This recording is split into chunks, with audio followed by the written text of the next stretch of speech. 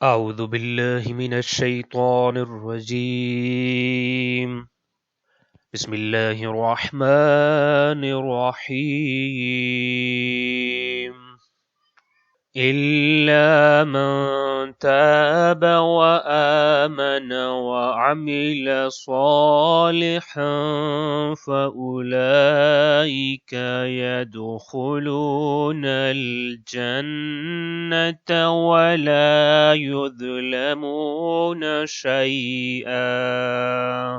سورہ مبارکہ مریم verse number 60. انبیاء کے 4 سلسلوں کا تذکرہ ہوا اور ان 4 مقدس اور باکردار تذکروں اور نسلوں کے تذکرے کے بعد ورس نمبر 59 میں یہ بات ہوئی تھی کہ ان کے بعد کچھ ایسے لوگ آئے جنہوں نے ان کے کردار، جنہوں نے ان کے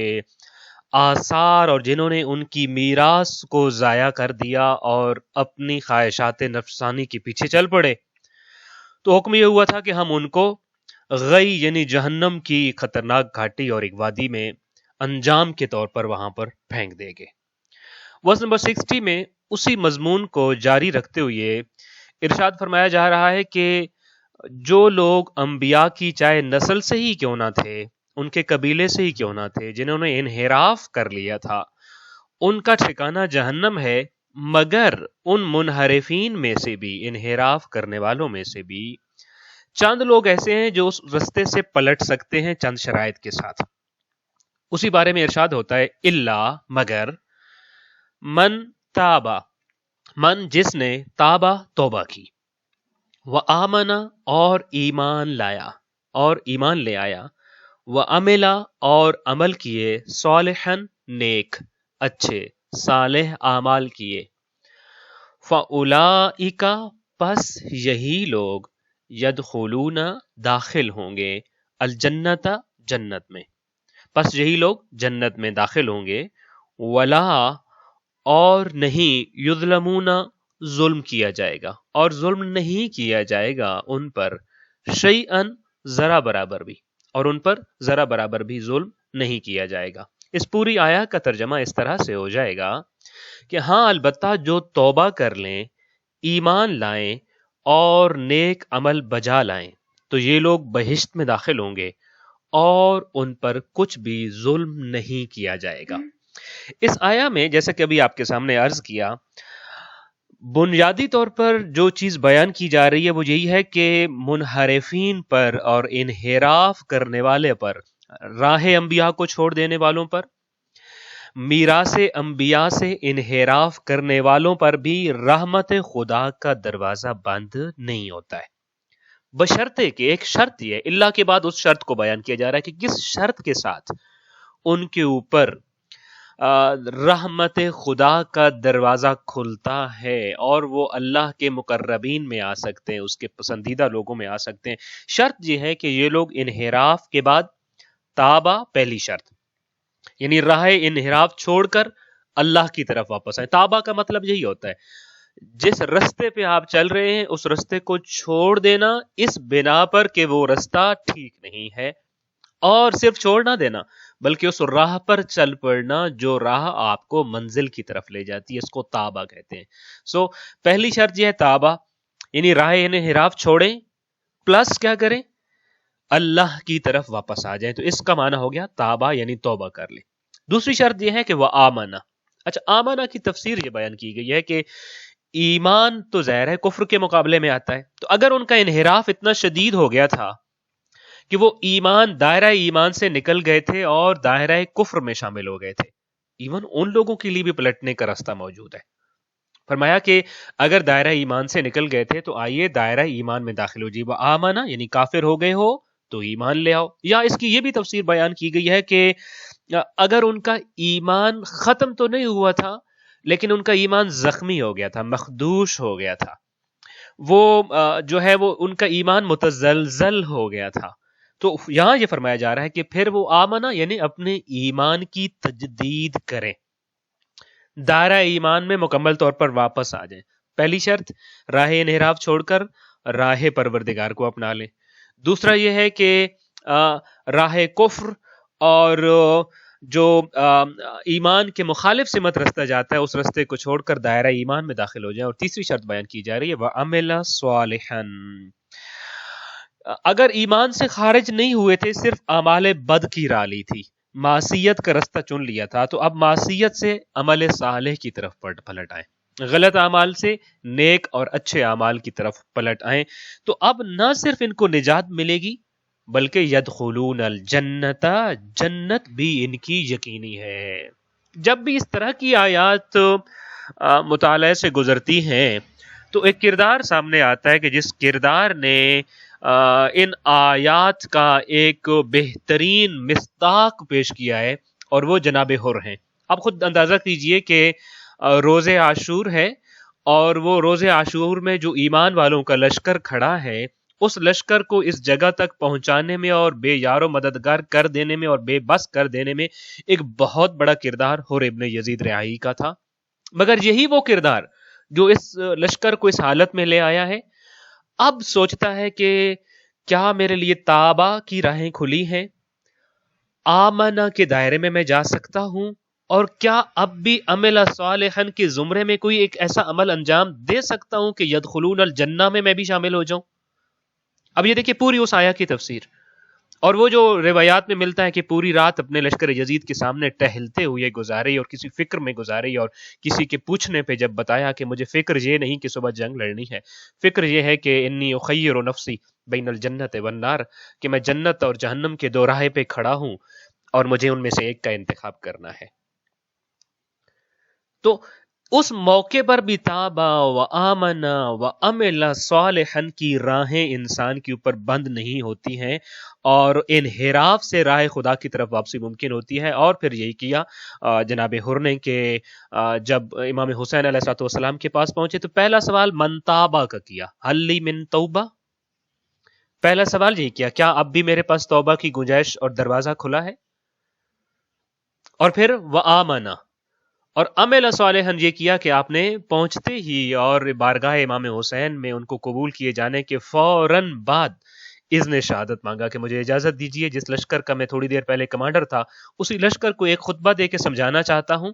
اور پھر عمل صالح کے طور پر شہادت کو گلے لگانا چاہتا ہوں. فاولئک یدخلون الجنۃ، یہی راہ جنت کو جاتا ہے، اور یہی راہ وہ ہوتا ہے کہ جہاں انسان قرآنی آیات کا ایک بہترین مصداق بن کر تاریخ کے ماتھے کا جھومر بن جاتا ہوتا ہے. پہلی بات یہ ہے کہ راہ انحراف کو چھوڑ کر 3 شرطوں پہ عمل کر کے انسان جنت میں داخل ہو سکتا ہے، اس کی نجات یقینی ہو سکتی ہے. اچھا، دوسری بات جو اس ضمن میں ہمیں آج انشاءاللہ تعالی جاننی ہے وہ یہ ہے کہ یہ دیکھیے یہاں جو بات ہو رہی تھی ورس نمبر 59 سے پہلے وہ انبیاء کے 4 سلسلوں کی بات ہو رہی تھی، ان کی اولاد کی بات ہو رہی تھی. اولاد انبیاء کی جہاں بات ہو رہی ہو وہاں پہ یہ فرمایا جا رہا ہے کہ ان میں بھی ان کا نسب ان کے کام نہیں آئے گا، ان کا حسب ان کے کام نہیں آئے گا. نسب سے دنیاوی عزت اور سرداری تو مل سکتی ہے، مگر حسب و نسب سے نجات اور جنت کی راہ نہیں مل سکتی. نجات اور جنت کا رستہ اگر اڈاپٹ کرنا ہے تو اس کے لیے پھر وہی شرائط ہیں، تابا و آمنا و عمل صالحا. دوسری اہم بات جو سورہ مریم کے زمرے میں ہمارے پاس آ رہی ہے، لہٰذا کبھی اپنے ذہن میں اس خوش فہمی میں نہ رہیے کہ میرا حسب یا میرا نسب مجھے جنت پہنچا دے گا. یہاں پر تو نسب انبیاء اور اولاد انبیاء کی بات ہو رہی ہے، نسل انبیاء، نسل ابراہیم و نوح کی بات ہو رہی ہے. فرمایا کہ ان کے لیے بھی تابا آمنا عمل صالحا. لہٰذا اگر میں دنیا میں کسی بڑے منصب پر ہوں، میں کسی عہدے پر ہوں، میں کوئی آفیسر ہوں، میرا نسب بہت اعلیٰ ہے، تو دنیاوی طور پر سرداری مل سکتی ہے، عزت مل سکتی ہے، مگر یہ وہ چیز ہے نسب کے جس سے آخرت کی کامیابی، اس آخرت میں نجات اور پھر جنت کا حصول صرف اس بنیاد پر ممکن نہیں ہے، بلکہ فارمولہ اسی آیہ میں بیان کیا گیا ہے. اور ایک اور بات جو اس آیہ سے انشاءاللہ تعالی ہم نے سمجھنی ہے وہ یہ ہے کہ وہ توبہ چاہیے، وہ توبہ جنت کی راہ پہ انسان کو ڈال دیتی ہے، کامیابی اور فلاح انسان کے مقدر میں لکھتی ہے کہ جو توبہ ایمان اور عمل صالح پیدا کرتی ہے وہی صحیح معنوں میں توبہ ہے. یعنی وہ توبہ جو گناہوں کا جبران کر دیتی ہے، وہی توبہ راہ جنت پہ انسان کو ڈالتی ہوتی ہے اور وہی برے انجام سے بچا سکتی ہوتی ہے. اور آخری بات جو انشاءاللہ تعالیٰ اس آیا سے آج کے دن ہم نے سیکھنی ہے. چونکہ اب ہم جب سورہ مریم کی کسی بھی آیا کی تلاوت کر رہے ہوتے ہیں تو مقصد صرف الفاظ کا ترجمہ یا پھر کچھ تاریخی حقائق کو جاننا نہیں ہوتا، بلکہ یہ مقصد یہ ہوتا ہے کہ اس آیا سے آج کے دن میں اپنے لیے کیا سیکھ کر نیکسٹ 24 آور کے لیے اس پہ پریکٹس کر سکتا ہوں، اور پھر اگلی اپنی آنے والی زندگی کا اس کو ایک پرماننٹ حصہ بنا سکتا ہوتا ہوں. ایک اور بات جو ہم نے یہاں پہ سیکھنی ہے وہ یہ ہے کہ افراد ہوں یا قومیں اور ملتیں، کسی بھی فرد کا، کسی بھی ملت اور قوم کا مقدر اس کے اپنے ہاتھ میں ہوتا ہے. اس کا ڈیسیژن اس نے خود کرنا ہوتا ہے. مثلا آپ یہاں پہ انہی دو آیات کو دیکھ لیجئے، 59 اور 60 کو. ایک سے زیادہ الفاظ بتائیں گے کہ تمہارا مقدر تمہارے ہاتھ میں. مثلا 59 میں ہم دیکھتے ہیں اضاء الصلاۃ جب کہا گیا تھا انہوں نے ضائع کی. پھر کہا اتبعوا انہوں نے اتباع کی، الشہوات خواہشات نفس کی. اضاءوا یعنی انہوں نے اپنی مرضی سے نماز کو ضائع کیا. اتبعوا شہوات یعنی یہ ان کا اپنا ڈیسیژن تھا کہ وہ شہوات کے رستے پہ چلیں گے. پھر ورس نمبر 60 میں آ جائیے تو تابا انہوں نے توبہ کی. توبہ بھی ان کا اپنا ڈیسیژن ہے. وآمنا اور وہ ایمان لے آئے، ایمان بھی ان کا اپنا فیصلہ ہے. وعمل صالحا اور عمل صالح کرنے کے بارے میں بھی انہوں نے خود ہی فیصلہ کرنا ہے. ان ساری چیزوں کو یعنی فرد کا مقدر، قوم کا مقدر، ملت کا مقدر جو ہوتا ہے وہ ان کے اپنے ہاتھوں میں ہوتا ہے. یہ چند دو آیات بالخصوص اگر ہم کہیں تو ان دو آیات سے بھی ایک بات ہمیں ملتی ہے کہ آیا ہمیں اضاء الصلاۃ اور تبع و شہوات کے راستے پہ چلنا ہے تب بھی یہ میرا ڈیسیژن ہے، اور اگر مجھے تابا و آمنا و عمل صالحا پہ چلنا ہے تو بھی میرا ڈیسیژن ہے. لیکن ان دونوں ڈیسیژنز کی صورت میں ایک میں فرمایا فسوف یلقون غیا، جہنم کی برا ترین مقام اس کے مقدر میں، اور دوسرے کے بارے میں فرمایا یدخلون الجنت، جنت میں داخل ہوں گے. جنت بھی اور جہنم بھی جو ہے یہ عمل سے بنتی ہے، اور اس میں مقدر نہیں کام آتا، اس میں قسمت کام نہیں آتی، جیسا کہ ہم اپنے بہت سارے معاملات کو ڈال دیتے ہوتے ہیں قسمت کے اوپر اور مقدر کے اوپر. آج کے دن انشاءاللہ تعالی سورہ مریم کی ورس نمبر 60 سے ہم نے یہ جانا کہ